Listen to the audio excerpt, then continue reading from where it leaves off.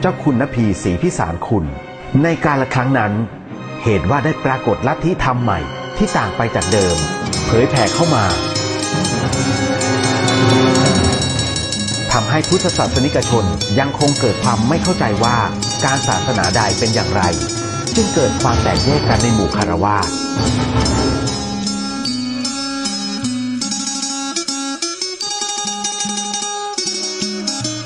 ครั้นเมื่อความถึงเจ้านายฝ่ายใต้ซึ่งตรงกับรัชสมัยของพระบาทสมเด็จพระจุลจอมเกล้าเจ้าอยู่หัว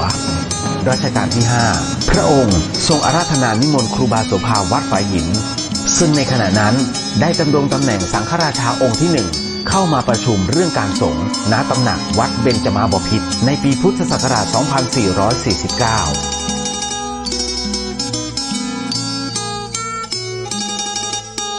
ภายหลังที่พระพุทธเจ้าหลวง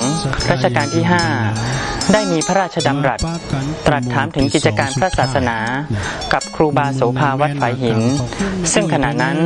ดำรงตำแหน่งสังฆราชาที่ 1แห่งนครเชียงใหม่ก็บังเกิดความเลื่อมใสศรัทธาในจริยวินัยและปฏิปทาขององค์พระครูบาจึงได้พระราชทานตำแหน่งให้สังฆราชาแห่งนครเชียงใหม่ขึ้นเป็นพระราชาคณะนามว่าพระอภัยสารทสังฆปาโมกข์ในปีนั้นเองญาติโยมทั้งหลายชีวิตเหมือนการเดินทางเรือนล่างเป็นที่อยู่อาศัยเมื่อท่านเดินทางกลับมาถึงนครเชียงใหม่พระสงฆ์ทั้งหลายและชาวบ้านได้ปลื้มปิติเป็นอย่างมากการบริหารกิจการคณะสงฆ์ในนครพิงค์เชียงใหม่ก็ได้เจริญรุ่งเรืองขึ้นตามลำดับทั้งในด้านคันธธุระและวิปัสสนาธุระเรียกเขาจะตายอายุตะใดไพ่หมูอย่างแม่อุ้ยที่อยู่บ้านพวงคำนี่นะที่แม่ลุงลุงหมอน97ลูก97นี่เปิดอย่างติ๊กโทรศัพท์คนเดียวไหนขออนุโมทนาบุญอายุอีแม่ลุงด้วยเด้อก็หลายทันเนาะส่วนในด้านสาธารณูปการครูบาโสภานั้นท่านได้เป็นประธานสร้างวัดวาอารามและถาวรวัตถุต่างๆมากมายในล้านนาไทยจนกระทั่งเมื่อวันที่ 21 เมษายน พุทธศักราช 2457 พระอภัยสารทสังฆปาโมกข์พระราชาคณะ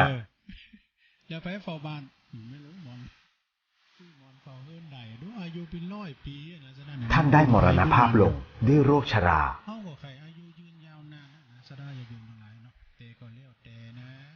ณวัดฝายหินแห่งนี้สิริรวมอายุท่าน83 พรรษา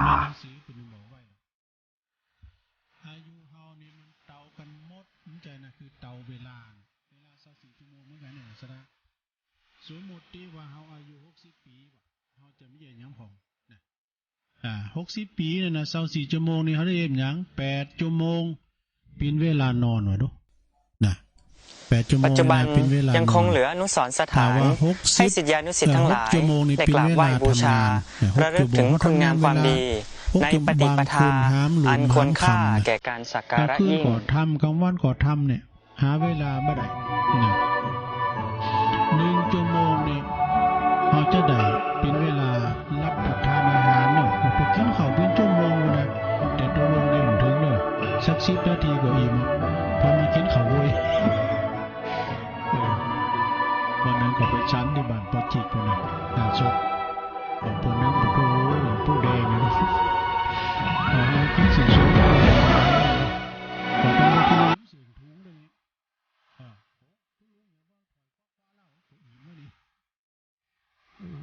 มันเป็นจ่าเรื่องควายเก่ามันตัวควายหมดแท้นะกินข้าวเว้ย1 ชั่วโมงนี่เป็นเวลารับประทานอาหาร3 ชั่วโมงเราเป็นเวลาหยังเป็นเวลาที่เที่ยวเตะสนุกสนาน2 ชั่วโมงเป็นเวลาที่เล่นแล้วก็ออกกำลังกายต่างๆ3 ชั่วโมงเวลา3 ชั่วโมงครึ่งเป็นเวลาอยู่เฉยๆต้องอยู่เฉยๆอยู่ที่3 ชั่วโมงครึ่งดูนะได้แต่ละวันนี่นะแล้วสมมติว่าเฮาอายุ60ประมาณสัก60 ปีนะ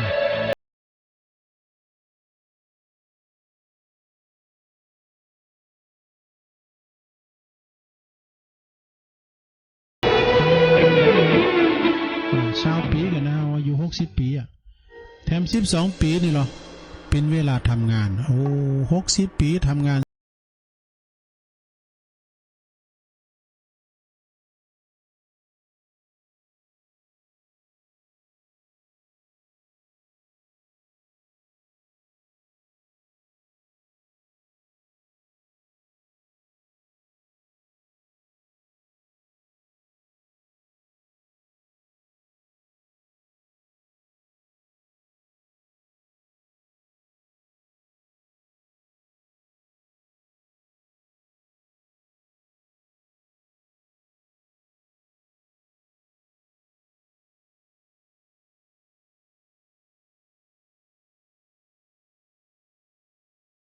เวลาแต่งโต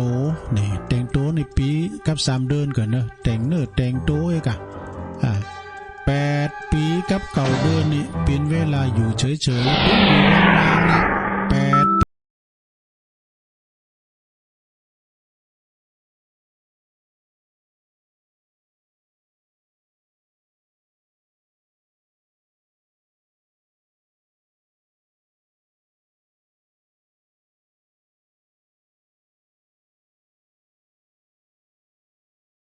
10 ปีนะ จากประวัติการปกครองคณะสงฆ์จังหวัดเชียงใหม่ ได้มีการบันทึกไว้ว่า โดยเฉลี่ย60 ภายหลังที่เหล่าคณะสง ปี ฆ์เคยกระจัดกระจายเพราะการศึกสงคราม นครเชียงใหม่ในสมัยนั้น อยู่ในความดูแลของพระเจ้าอินทวิชยานนท์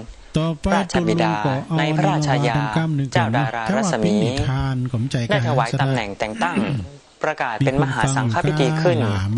เมื่อวันขึ้น15 ค่ำเดือนวิสาขะหรือเดือน 8 เหนือ จุลศักราช 1257 ณ วัดพระธาตุดอยสุเทพ โดยให้ครูบาโสภาวัดฝ่ายหิน ขึ้นเป็นปฐมสังฆนายกองค์ที่ 1 ของล้านนาไทย โดยมีสมณศักดิ์ตำแหน่งนามว่า มหาเถรราชครู ปฐมสังฆนายกโสภา วัดฝายหิน สังฆราชาที่ 1 แห่งนครเชียงใหม่ มันก็คล้ายกับเป็ดแต่มันตัวใหญ่เลยเป็ดปากมันแบน ครูบาโสภา ท่านเปรียบเสมือนปราชญ์แห่งอักษรศาสตร์ ทั้งภาษาล้านนา ภาษาบาลี ผู้เชี่ยวชาญพระไตรปิฎกอัตถกถาฎีกา ท่านได้รับการยกย่องว่าเป็นพหูสูตร ทั้งทางด้านการปฏิบัติธรรมพระกรรมฐาน และบำเพ็ญสมาธิวิปัสสนา วันละแก่นวันละฟองวันละฟองเจ้านาคุณนี่นะก็ถึงเก็บเอาไข่หาเนี่ยไปขาย หลังวัดฝายหิน ถึงวัน ห่างออกไปราว 200 เมตร เงื่อมผาแห่งนี้คือสถานที่ที่ท่านใช้เป็นที่ปลีกวิเวกบำเพ็ญวิปัสสนาอยู่เสมอ โคจุนอย่างมีความสุขดูเอาก็ได้สุขสบายไม่ได้ไปออกฮับจ้าง ย้อนกลับไปเกือบ 200 ปีที่ผ่านมา ไม่ได้ฮับจ้างใส่ลำไยนะเนาะ ในปีมะโรงจัตวาศก พุทธศักราช 2374 ณ รุ่งสางของวันอังคารขึ้น1 ค่ำเดือน 8 เหนือ เด็กชายตัวน้อยคนหนึ่งก็ได้ถือกำเนิดขึ้น พร้อมกับเวลาที่ฝูงควายของชาวบ้าน ซึ่งปล่อยให้ออกไปกินหญ้า ได้กลับเข้ามาหมู่บ้านโดยที่ไม่มีใครไล่ต้อน ด้วยเหตุอัศจรรย์นี้เอง บิดามารดาจึงได้ตั้งชื่อไว้เป็นอนุสรณ์ว่า เด็กชายควาย เขาจึงลำพึงกับตัวเก่าว่าฉันนี่น่าจะมีบ้านงามๆสักหลังหนึ่งเนาะ การเวลาล่วงผ่านเมื่อท่านอายุได้ 11 ปี แล้วก็มีรถ พร้อมกับราศีอันสง่าเกินกว่าเด็กในวัยเดียวกัน นี่นะวัยขี่ จึงได้รับความเมตตาจากสาธุเจ้าครูบามารวิชัย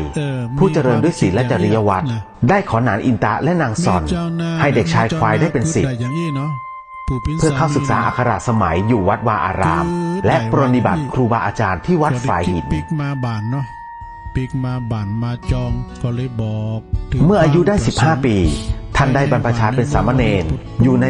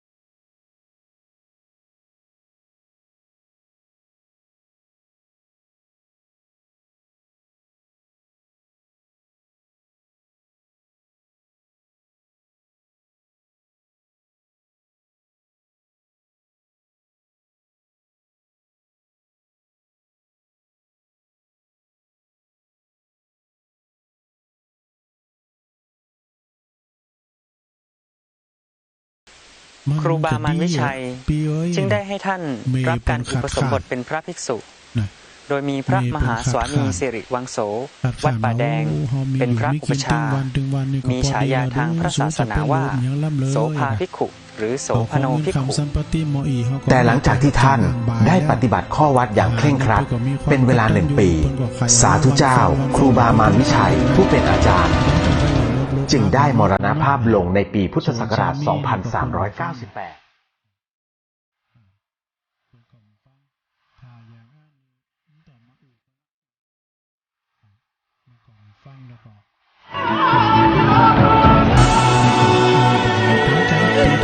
หลังจากนั้นพระโสภาจึงเข้ารับหน้าที่เป็นเจ้าอาวาสวัดฝายหินเป็นต้นมา จับเอาหารในเหล่าเนี่ยส่วนภรรยาก็ตามเนาะท่านได้จัดให้มีการศึกษาขึ้นเป็นครั้งแรกทางอักขระภาษาทั้งคัมภีร์มูลกระจายและคัมภีร์สมัญพิทายานซึ่งในสมัยนั้นเรียกว่าศรัทธา8 มรรคหรือเรียกกันในปัจจุบันว่าไวยากรณ์การจัดการศึกษาในครั้งนั้นเป็นที่แพร่หลายและแผ่กว้างไปถึงเมืองน้อยใหญ่ต่างๆจึงมีกุลบุตรจากต่างสถานที่เข้ามารับการศึกษาณวัดฝายหินแห่งนี้เช่นลำพูนลำปางแพร่น่านเชียงรายหรือแม้กระทั่งเมืองเชียงตุงซึ่งตั้งอยู่ในประเทศพม่าในปัจจุบันรู้สึกเสียใจเป็นอย่างมากกว่าเพราะว่าต่อไปนี้เขาก็จะบ่มีหารที่จะมาไข่ปิ้นทองคำที่จะมาหือมาวันฟองแถมแล้วตอนนี้ไปเขาจะต้องไปคุ้นตุกไปซอหับจางอ่างบายไปหับจางไส้ลำไยไปหับจางมัดหอมด้วยการที่วัดฝายหินเคยเป็นที่ศึกษาเล่าเรียนทั้งทางอักขระภาษาและคัมภีร์ต่างๆมาตั้งแต่อดีตจนถึงปัจจุบันโลภมากลาภหายนะแล้วนาทีก็จะได้กันถึงวันมาเปิ้นก็สอนหูว่าโลภมากลาภหายเนอะนี่ก็เป็นนั่นหารวิเศษที่ว่าวิเศษความเจริญรุ่งเรืองของฝ่ายสงฆ์ในครั้งครูบาโสภานั้นทั้งคามวาสีและอรัญญวาสีจากที่เคยกระจัดกระจายก็ได้จัดตั้งเป็นหมวดหมู่ขึ้นด้วยบารมีธรรมของท่านนั่นเองอยู่ด้วยการเห็นว่าสัตว์ว่ามนุษย์เขาต้องมีน้ำจิตน้ำใจเมื่อการพระศาสนาได้รุ่งเรืองขึ้นในการนั้นบ้านเมืองจึงสงบสุขน้ำคนน้ำคำจนมีกุลบุตรผู้หนึ่งนามว่าพระมหาปิง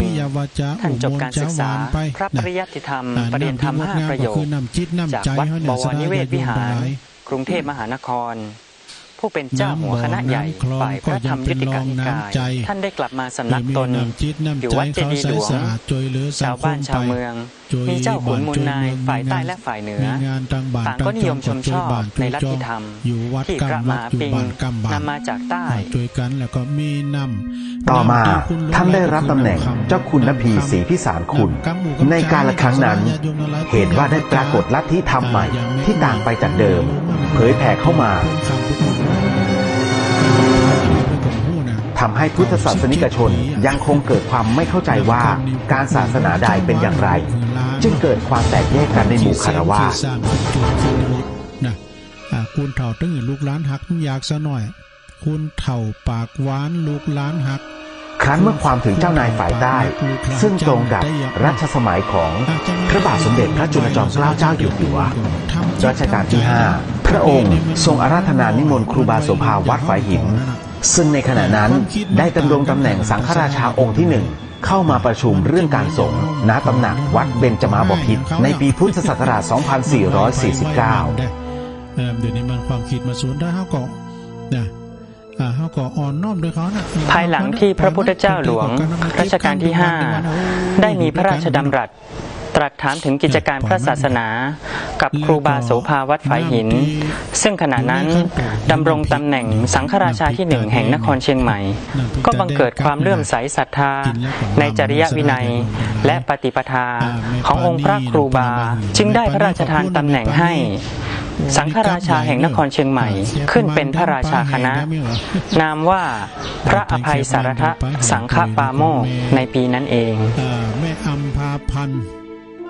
ชัยเมืองยองนะก็เอาไปแห่งเอายามาเมื่อท่านเดินทางกลับมาถึงนครเชียงใหม่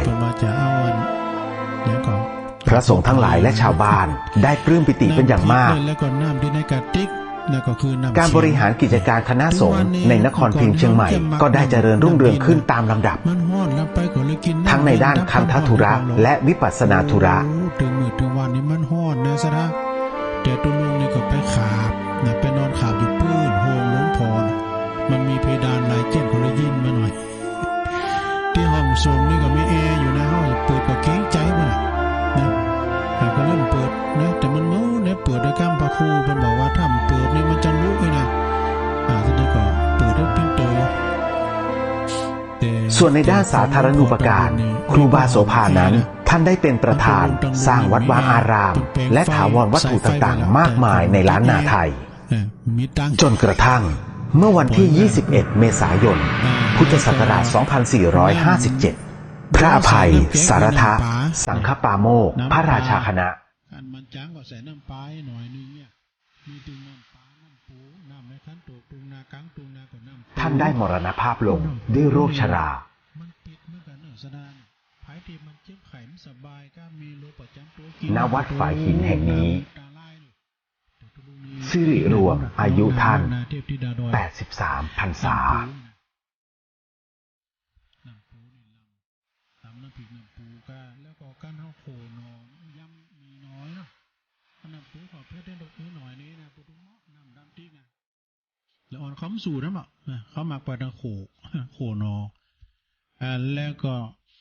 นำสัพพัญญูในลาสดานำทำ ปัจ กา จุ ร บัน สอนเนี่ย ยังคงเหลืออนุสรณ์สถาน ให้ศิษยานุศิษย์ทั้งหลายได้กราบไหว้บูชา ระลึกถึงคุณงามความดี ในปฏิปทาอันควรค่าแก่การสักการะยิ่ง ได้นิมนต์ครูบาอาจารย์พระสงฆ์องค์สังฆเจ้ามาอยู่ในเครือข่ายนะครับเทศนำเทศธรรมไปฐานัดเทศเมืองก็เทศไปบรรยายก็บรรยายไปแต่ตุลุมีสเปเฮละเอาหันน้อยนี่น้อย มามาจ้าพบปะกับพี่น้องศรัทธาญาติโยมเนี่ยนะสัมเตอก็เอานี่ทานพองหยังพองอีกอะมึนๆเนี่ยก็แมนมาให้เตือนพี่น้องตามเมืองลี่พี่น้องตั้งกัลยาณิวัฒนาแต่มาฟังปิดไปละพี่น้องตั้งปนน้องตั้งซ้ายปุ่นเวงป่าเป่าตำบุตก็จะออกอยู่เนี่ยพี่น้องเวงป่าเป่าแม่พระจานโมเดิร์นบุตรตีธรรมมือนะแต่วันพุธนี้จะตีธรรมอานิสงส์การทำบุญวันเกิดเนาะวันพุธนี้มี2-3 รายที่เป็นเกิดนะตามแม่ทองสายเดี๋ยวนี้ลูกวัดมาเด็กพี่น้องแม่ทองสายหลวงคำอ้ายเป็นอยู่ด้อยแก้วจนต้องเป็นลูกเกิดเป็นวันนี้แต่ว่าวันนี้ตุลุงจะเตะกว่ามันโจรจังเป็นไปวัดให้พูดก็ตั้งใจเนาะตั้งใจฟังติด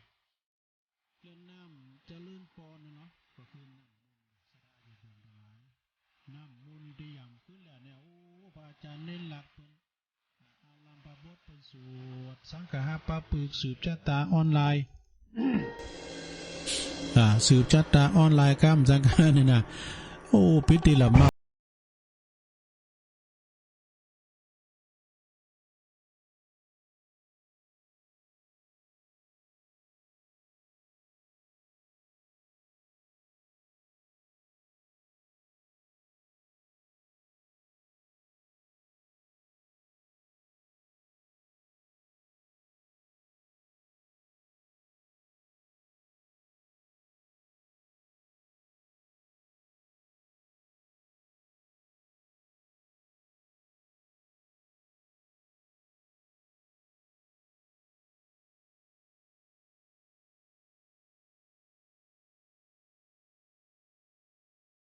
สรรหาทำการบ้านไว้อ้อมพวกเจ้านะแต่ว่าคำบึดนี้พี่น้องตำเมืองลีได้ยินเนี่ยพอมันจะออก6:15ถึง2 ทุ่มแต่ก็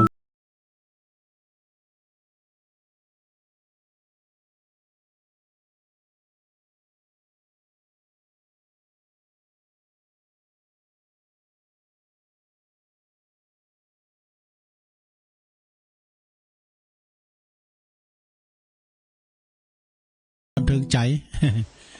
ตีเปิ่น จา จั ก ด ประวัติ น้ การปกครอง ใน คณะสงฆ์จังหวัดเชียงใหม่ แล้วนอกจากนั้น ได้มีการบันทึกไว้ว่า ภายหลังที่เหล่าคณะสงฆ์เคยกระจัดกระจายเพราะการศึกสงครามนครเชียงใหม่ในสมัยนั้น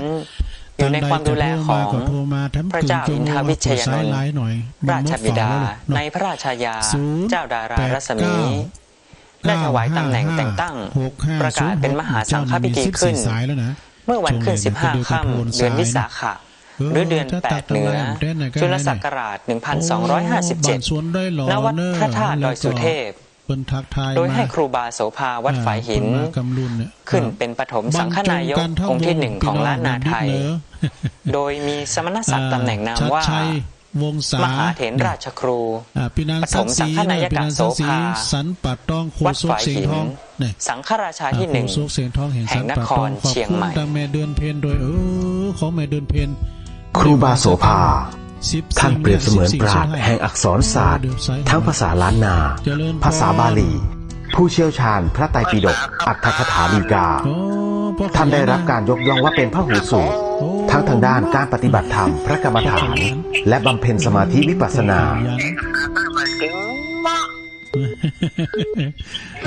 พอขยันอยู่บ้านเนี่ยก็ หลังวัดฝายหินห่างออกไปราว 200 เมตร เงื่อมผาแห่งนี้คือสถานที่ที่ท่านใช้เป็นที่ปลีกวิเวกบำเพ็ญวิปัสสนาอยู่เสมอ ขอบคุณหลายๆที่เพิ่นฟังนะพอขยัน บอกแต่เลยเราฟังแล้วมันถึง ย้อนกลับไปเกือบ 200 ปีที่ผ่านมา อยู่เมืองนานเนาะ ในปีมะโรงจัตวาสกพุทธศักราช 2374 ณ รุ่งสางของวันอังคารขึ้น1 ค่ำเดือน 8 เหนือ น้องมาละ เด็กชายตัวน้อยคนหนึ่งก็ได้ถือกำเนิดขึ้น พร้อมกับเวลาที่ฝูงควายของชาวบ้าน ซึ่งปล่อยให้ออกไปกินหญ้า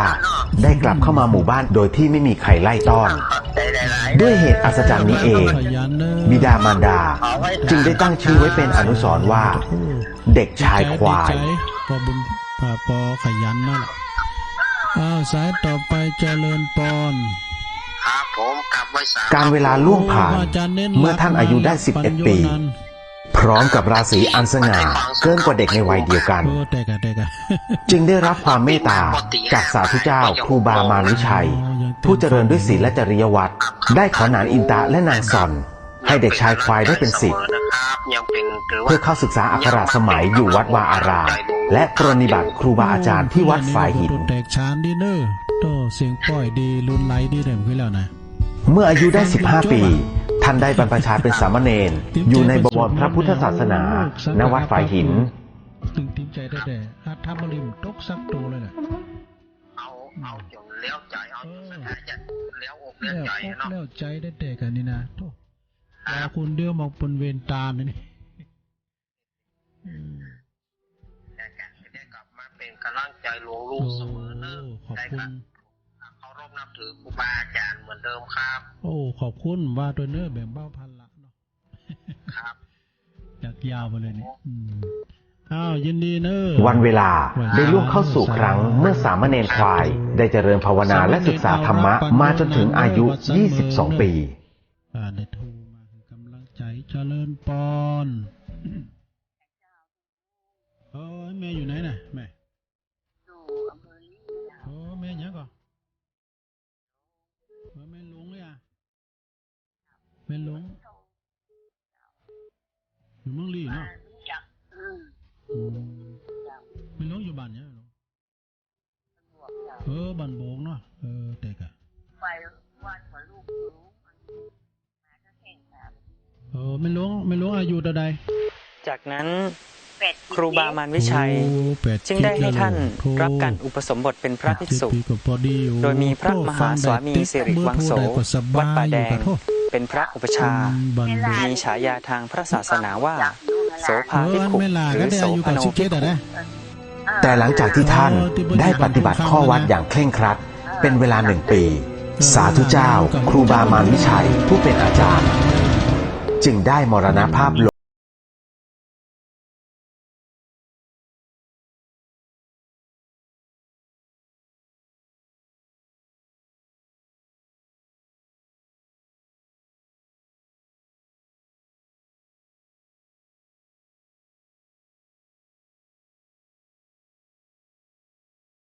อาวาสวัดฝายหินเป็นต้นมา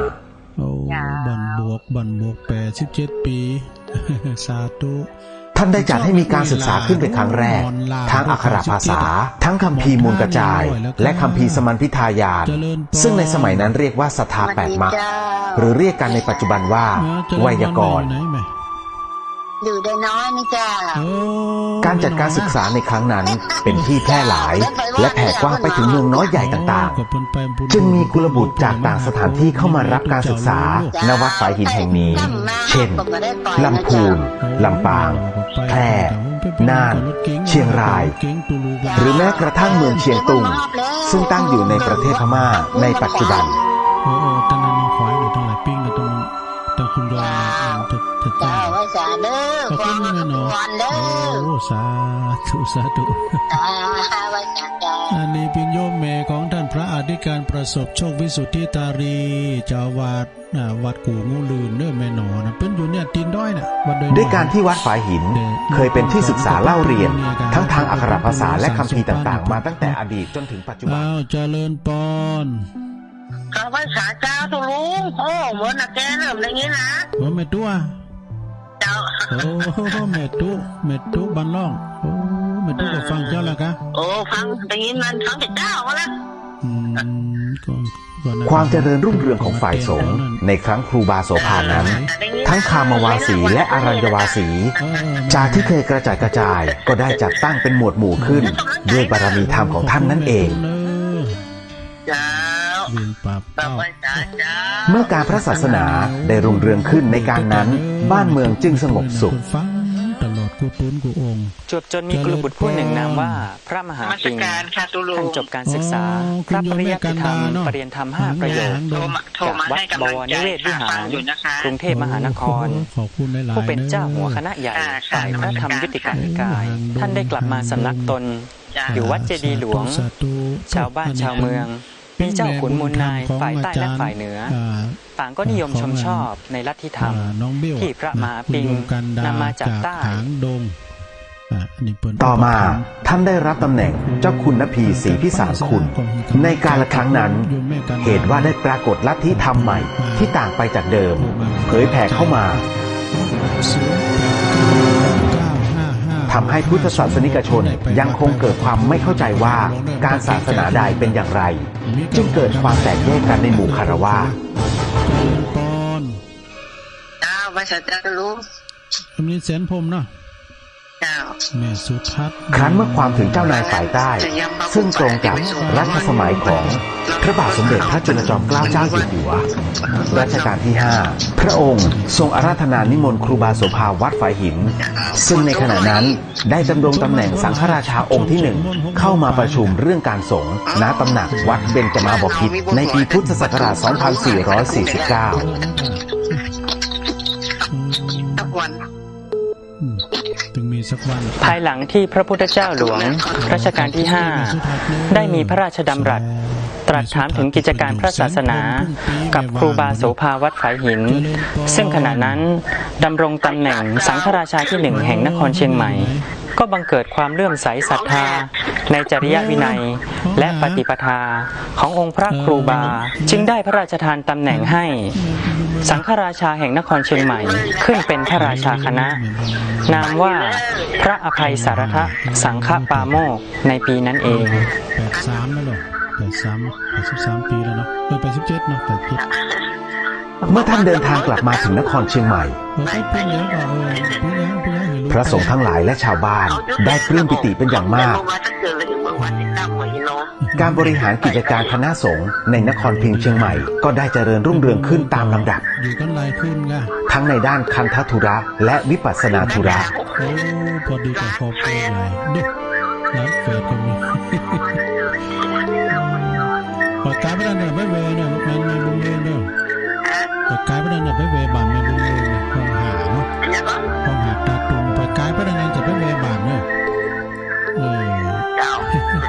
ยินดีแม่บุญเมืองเด้อสาธุสาธุ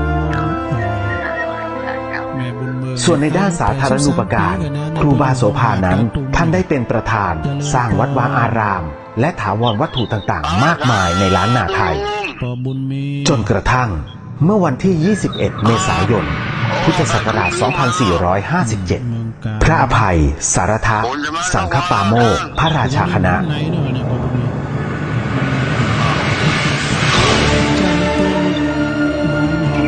ท่านได้มรณภาพลงด้วยโรคชรา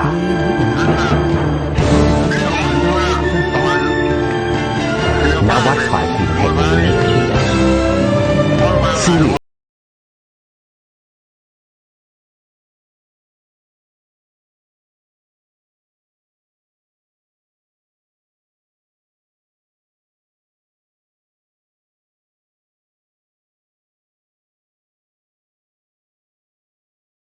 สา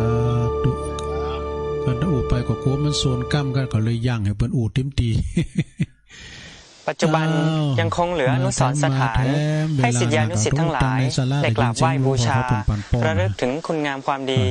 ในปฏิปทาอันควรค่าแก่การสักการะยิ่ง ลุง แม่ฟองปงดอน เจ้าเจ้าฟังได้ฟังติดตามผมจบรับลืมตื่น ก็ดีก็ดีปงดอน ฟังเนอ แม่แก้ห่ม เจ้าปุ๊กแค่เดียวคนจบ โอ้วันฟุ้นปลูกเพกะมันฟุ้นตกซิ่งเลยนะ เจ้าเจ้า ขอบคุณแม่จันฟองหนักๆเน้อแม่ อันนี้ถึงบาททุกแกคนเดียวคนไปหนักคนเลยกลัวมันเลย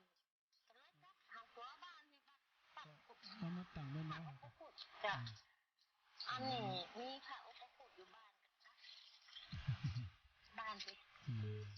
ขอบคุณแม่ฟองพี่น้องเป็นฟังกันหลายอยู่ดูนะโทรมากันอย่างขาดสายแม่ทองสายอ่ะมันได้ยินกันหรอวันทุกข์กันเนอะก็ตัวทำนะ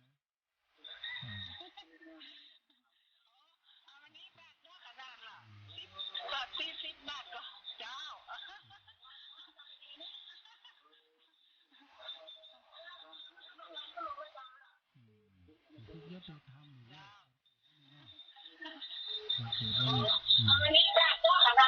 วิทยุอากาศฟังวิทยุไปหูเริง ท่านยังพูดเลยว่าผมเป็นร้านผมยังพูดอ่ะ วันลงวินปลงวินเดี๋ยวนี้เป็นปลงแล้วนะ ตามครับ โอ้เป็นปลงเนี่ยบ้านนี้ บ้านจันทร์เล็กอ่ะ โอ้บ้านหินเล็กเนี่ยดู เรียกของเปาอ่ะ เออ แต่ว่าเอาว่าลูกพ่อไม่ว่าเป็นผู้ที่ไหนหาผมว่าผมเป็นนานกับแฟนแล้วจากที่มาผมเป็นนะ โอ้ก็โอ้เจ็ดวันก็เป็นนานได้นะพนานก็เป็นยัง สมเด็จย่า จากประวัติการปกครองคณะสงฆ์จังหวัดเชียงใหม่ ได้มีการบันทึกไว้ว่า ขอบคุณนะบลงเนอ ภายหลังที่เหล่าคณะสงฆ์เคยกระจัดกระจายเพราะการศึกสงคราม นครเชียงใหม่ในสมัยนั้นอยู่ในความดูแลของพระเจ้าอินทวิชัยนนท์ราชบิดาในพระราชายาเจ้าดารารัศมี ได้ถวายตำแหน่งแต่งตั้งประกาศเป็นมหาสังฆพิธีขึ้นเมื่อวันขึ้น15 ค่ำเดือนวิสาขะหรือเดือน 8 เหนือจุลศักราช 1257 ณ วัดพระธาตุดอยสุเทพ โดยให้ครูบาโสภาวัดฝายหิน ขึ้นเป็นปฐมสังฆนายกองค์ที่ 1 ของล้านนาไทย โดยมีสมณศักดิ์ตำแหน่งนามว่า มหาเถรราชครูปฐมสังฆนายกโสภาวัดฝายหิน สังฆราชาที่ 1 แห่งนครเชียงใหม่ ครูบาโสภา ท่านเปรียบเสมือนปราชญ์แห่งอักษรศาสตร์ ทั้งภาษาล้านนา ภาษาบาลี ผู้เชี่ยวชาญพระไตรปิฎกอัตถกถาฎีกา ท่านได้รับการยกย่องว่าเป็นพหูสูตรทั้งทางด้านการปฏิบัติธรรมพระกรรมฐาน และบำเพ็ญสมาธิวิปัสสนา ตอนที่เสร็จม่อน6 โมงมานี่ตกกำเดียวนะมันต้มหลายนะแต่มันตกหนักแต่มันกำเดียวก็ได้ใช้ได้มันเอาหนัก หลังวัดฝายหินห่างออกไปราว200 เมตร เงื่อมผาแห่งนี้คือสถานที่ที่ท่านใช้เป็นที่ปลีกวิเวกบำเพ็ญวิปัสสนาอยู่เสมอ แม่บ้านเก่าเนิ่มก่อนตุลุงอยู่วัดหิรัญญารามเพิ่นใส่บาตรถึงวันอ่ะนี่นะโหมกินโหมตาล ย้อนกลับไปเกือบ200 ปีที่ผ่านมา ปังกดตันเนี่ยโอ้เพิ่นฟังกันหลาย ในปีมะโรงจัตวาสก พุทธศักราช 2374 ณ รุ่งสางของวันอังคารขึ้น1 ค่ำเดือน 8 เหนือ เด็กชายตัวน้อยคนหนึ่งก็ได้ถือกำเนิดขึ้น พร้อมกับเวลาที่ฝูงควายของชาวบ้านซึ่งปล่อยให้ออกไปกินหญ้าได้กลับเข้ามาหมู่บ้านโดยที่ไม่มีใครไล่ต้อน ด้วยเหตุอัศจรรย์นี้เอง บิดามารดาจึงได้ตั้งชื่อไว้เป็นอนุสรณ์ว่า เด็กชายควาย ตะลุงเจ้าฟังอยู่เด้อ อ๋อแม่เลือนแสนตอนเนาะ จ้า โอ้แม่เลือนฟังก็ดีใจแล้ว ได้อยู่นะ การเวลาล่วงผ่าน เมื่อท่านอายุได้ 11 ปี พร้อมกับราศีอันสง่าเกินกว่าเด็กในวัยเดียวกัน จึงได้รับความเมตตาจากสาธุเจ้าครูบามารวิชัย ผู้เจริญด้วยศีลและจริยวัตรได้ขอนานอินตะและนางซอนให้เด็กชายควายได้เป็นศิษย์เพื่อเข้าศึกษาอักขระสมัยอยู่วัดวาอาราม และปรนนิบัติครูบาอาจารย์ที่วัดฝ่ายหิน ได้กินข้าวตัวท้องหลวงพ่อไอ้กันทั้งมันเนาะถืออะไรก็ เมื่ออายุได้ 15 ปี ท่านได้บรรพชาเป็นสามเณรอยู่ในบวรพระพุทธศาสนาณวัดฝ่ายหิน 7 โมงบ่ได้ตัวลุงน่ะลูกกุ้งบ่ดูเปิ้นเขาจี้เขาได้เขาหาเนาะโคตรของง่ายด้วยกันเนี่ยลุงเนาะออกก้านแล้วบ่มีมาเข้ามา0899556506เจริญปอน ไหวสาเจ้าตะลุง อยู่ตั้งใดจ้าแม่ ขนมจีนเจ้า พี่น้องไหลแก้วอะ เจ้า แม่พินเนาะไม่แดงแต่กันไม่แดงขนมเส้น วันเวลาได้ล่วงเข้าสู่ครั้งเมื่อสามเณรควายได้เจริญภาวนาและศึกษาธรรมะมาจนถึงอายุ 22 ปี เป็นตัวแทนเนาะ ขอบคุณแม่แดงหนักๆเด้อแม่กาขนมสิน เจ้าไหวสา เจ เจ้า ริญปอนบ้านปอสะอิ่งเขาบอกอะบ้านปอสะอิ่งเขาแม่สาคอนเขาท่านอาจารย์ลือชัยอะนะตังคุณเจริญปอน ไปสาเจ้าตะลุง นี่น้องหยาง น้องใบเตยร้องคือเก่าเจ้า น้องใบเตยน่ะร้องเคอกว่าวน้องฟังรายการตุลุงได้น้องใบเตย จากนั้นครูบามารวิชัยจึงได้ให้ท่านรับการอุปสมบทเป็นพระภิกษุ โดยมีพระมหาสวามีสิริวังโส วัดป่าแดง น้องอยู่กับ เป็นพระ ไผ่ อุปชฌาย์ เต้คนเดียวเลย มีฉายาทางพระศาสนาว่า โสภาภิกขุหรือโสพโนภิก น้อง ขุ ปั่นปอนซับปีน้องได้ แต่หลังจากที่ท่านได้ปฏิบัติข้อวัดอย่างเคร่งครัดเป็นเวลา1 ปี สาธุเจ้าครูบามารวิชัยผู้เป็นอาจารย์ จึงได้มรณภาพลง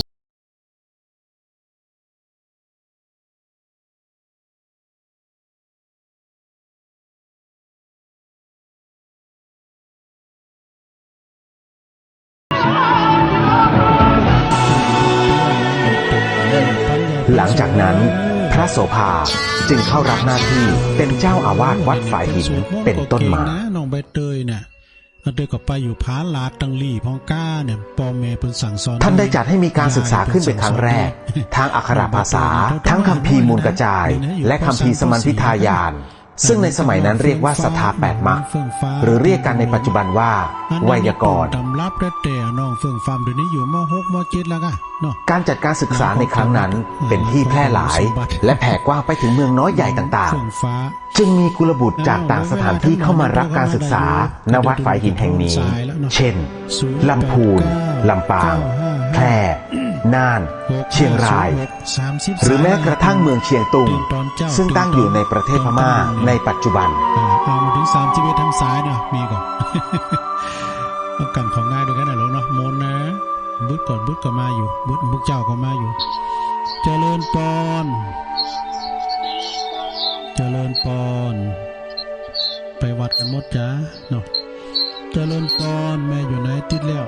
ด้วยการที่วัดฝายหินเคยเป็นที่ศึกษาเล่าเรียน ทั้งทางอักขระภาษาและคัมภีร์ต่างๆ มาตั้งแต่อดีตจนถึงปัจจุบัน โอ้พี่อายใต้โหเนี่ยพลมงคลมูลชีพน้องเอิกโอ้ยินดีวันนี้ดีใจเลย น้องเอ๋ยเพิ่นไปวัดกันมันคูณมันหลาย แต่กับผมโทรกับพี่น้องเอิกเป็นปั้นขอบโก้เนี่ย นั่นก็เลยเพิ่นขึ้นไปเลยเอาดินเจ้าเนี่ยฟูนมันตกมาให้มันเลย ความเจริญรุ่งเรืองของฝ่ายสงฆ์ในครั้งครูบาโสภานั้น ทั้งคามวาสีและอารัญญวาสี จากที่เคยกระจัดกระจายก็ได้จัดตั้งเป็นหมวดหมู่ขึ้นด้วยบารมีธรรมของท่านนั่นเอง ผมฟังในท่านพระครูบนวาสุลุงหรือมาตีหา เมื่อการพระศาสนาได้รุ่งเรืองขึ้นในการนั้น บ้านเมืองจึงสงบสุข มาตอนเจ้าพวกในที่สามกะ จนมีกุลบุตรผู้หนึ่งนามว่าพระมหาปิงท่านจบการศึกษาพระปริยัติธรรมปริญญาธรรม5 ประโยค จากวัดบวรนิเวศวิหารกรุงเทพมหานคร ผู้เป็นเจ้าหัวคณะใหญ่ฝ่ายพระธรรมยุติกานิกาย ท่านได้กลับมาสำนักตนอยู่วัดเจดีย์หลวง ชาวบ้านชาวเมืองมีเจ้าขุนมูลนายฝ่ายใต้และฝ่ายเหนือต่างก็นิยมชมชอบในลัทธิธรรมที่พระมหาปิงนำมาจากใต้สบายอกสบายใจ ต่อมาท่านได้รับตำแหน่งเจ้าคุณนพีศรีพิสารคุณในการละครั้งนั้นเหตุว่าได้ปรากฏลัทธิธรรมใหม่ที่ต่างไปจากเดิมเผยแผ่เข้ามาทำให้พุทธศาสนิกชนยังคงเกิดความไม่เข้าใจว่าการศาสนาใดเป็นอย่างไรจึงเกิดความแตกแยกกันในหมู่คฤหัสถ์ที่โทรมานี่ก็ปลงมงคลมูลชีพลงโดยเฮาฮู้จักเพิ่นได้มาเป็นปลงแล้วน่ะมึนละครั้นเมื่อความถึงเจ้านายฝ่ายใต้ซึ่งตรงกับรัชสมัยของพระบาทสมเด็จพระจุลจอมเกล้าเจ้าอยู่หัวรัชกาลที่5พระองค์ทรงอาราธนานิมนต์ครูบาโสภาวัดฝายหินซึ่งในขณะนั้นได้ดำรงตำแหน่งสังฆราชาองค์ที่1เข้ามาประชุมเรื่องการสงฆ์ณตำหนักวัดเบญจมาบพิตรในปีพุทธศักราช 2449นะครูบาไกลาโดยที่เพิ่นอยู่อุโบสถดอนตองภายหลังที่พระพุทธเจ้าหลวงรัชกาลที่5ได้มีพระราชดำรัสตรัสถามถึงกิจการพระศาสนากับครูบาโสภาวัดฝายหินซึ่งขณะนั้นดำรงตำแหน่งสังฆราชาที่1แห่งนครเชียงใหม่ก็บังเกิดความเลื่อมใสศรัทธาในจริยวินัยและปฏิปทาขององค์พระครูบาจึงได้พระราชทานตำแหน่งให้สังฆราชาแห่งนครเชียงใหม่ขึ้นเป็นพระราชาคณะนามว่าพระอภัยสารทสังฆปาโมกข์ในปีนั้นเอง30สายดังต่อไปนี้สายแรกแม่อุ้ยอินเนอร์แม่สาบเสมอเมื่อท่านเดินทางกลับมาถึงนครเชียงใหม่พระสงฆ์ทั้งหลายและชาวบ้านได้ปลื้มปิติเป็นอย่างมากสายที่3พ่อบุญธรรมการบริหารกิจการคณะสงฆ์ในนครพิงค์เชียงใหม่ก็ได้เจริญรุ่งเรืองขึ้นตามลำดับทั้งในด้านคันธธุระและวิปัสสนาธุระศรีลาพรตัวแทนพี่น้องสลิติอำเภอบ้านโฮมสายที่6ก็ปน้อยบุญปันมโนครเดี๋ยวนี้ได้ยินเลยก็เพิ่นแต๊ดว่าล่ะเพิ่นอยู่เสาหินฝางบ่เด้อสายที่7ก็แม่เพ็ญขาวเตี้ยนี่อยู่ตาจ้างนี่เด้อตาจ้างสะพานบุญคนสู้ชีวิตแม่เพ็ญขาวเตี้ยสายที่8แม่อมรส่วนในด้านสาธารณูปการครูบาโสภานั้นท่านได้เป็นประธานสร้างวัดวาอารามและถาวรวัตถุต่างๆมากมายในล้านนาไทยจนกระทั่งเมื่อวันที่21เมษายนพุทธศักราช 2457พระอภัยสารทสังฆปาโมกข์พระราชาคณะ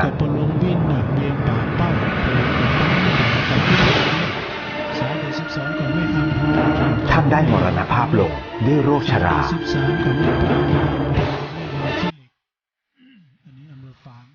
ณวัดฝายหินแห่งนี้สิริรวมอายุท่าน83 พรรษา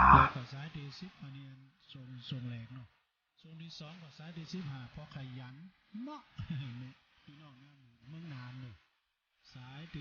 ก็พระอาจารย์เน้นหลักปัญโยนันสันเมืองเนอะช่วงแรกผมได้ฟัง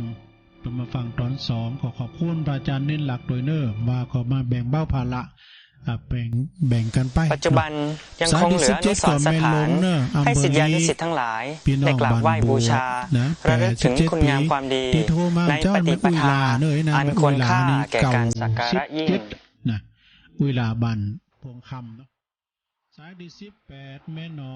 บ้านด้วยน้อยถ้าจะไปวัดแล้วก้าเปิ้นมาหับแล้วก้านี่แม่ตู้เจ้าแม่ตู้หลงสายที่19แม่ตู้บ้านล่องเวียงป่าเป่านะแม่ตู้สายที่20ก็แม่การดาหางดงอันนี้โยมแม่บุญธรรมของน้องบิวสายที่21ก็แม่สุทัศน์ดีมูลแสนพรหมทุ่งปีแม่วางสายที่22ก็แม่บุญเมืองห้องหา87ปีแล้วนะผู้มาทางนี้แม่บุญเมืองเด้อบุกเจ้าให้หน่อยบุกออกเจ้านะตี3สาย ก็ป้อบุญมีเมืองกลางเนี่ยป้อบุญมีก็ฟังตลอดนะนี่นักร้องเก่าแล้วก็พิศลาด้วยนะดีซีที่เป่าเพลงน้ำบุยเพลงอะไรหมดอะสางศาสตร์สันยู สายดีเสียแม่จันฟองปงดอนเนื้อแก่หมแม่ตาแม่ตาในห้องเอาสายดีเสาหาแม่สายทองหลวงคำอ้ายแม่สายทองพวกเนี่ยจะเตะทำนะวันนี้วันเกิดของแม่สายทองเนี่ยเขาแม่ทองสายแม่ทองสายขอให้แม่ทองสายมีสุขภาพพลานามัยสมบูรณ์แข็งแรงเนื้อลูกจะเตะทำให้ฟังสายที่26ก็ป้อหลวงวินกรอบ2เวียนปราบเป่าเนอร์บนบานสันขีเล็กนามบุกโทรมาทันเนอร์ปะหลวงเนอร์สายที่27กับแม่ไข่แก้ววงคำพี่น้องบันบวกก้อหาดตำบลนครเจดีย์อำเภอป่าซาง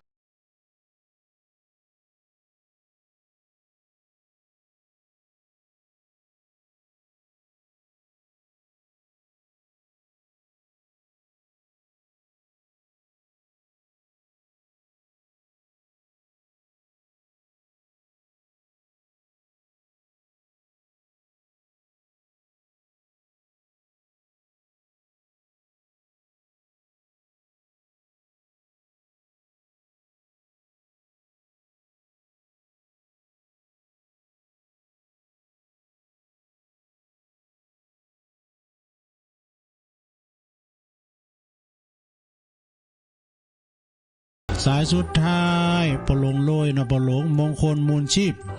บ้านน้องเงือกปีไอไต้โหเฮาเปิ้นฟังตลอดฟังถึง2คู่น่ะถึง2 3มีปะหลงเปิ้นฟังด้วยกันนะห้องกันลุกปุ๊กกันตื่นก็ฟังลุงไป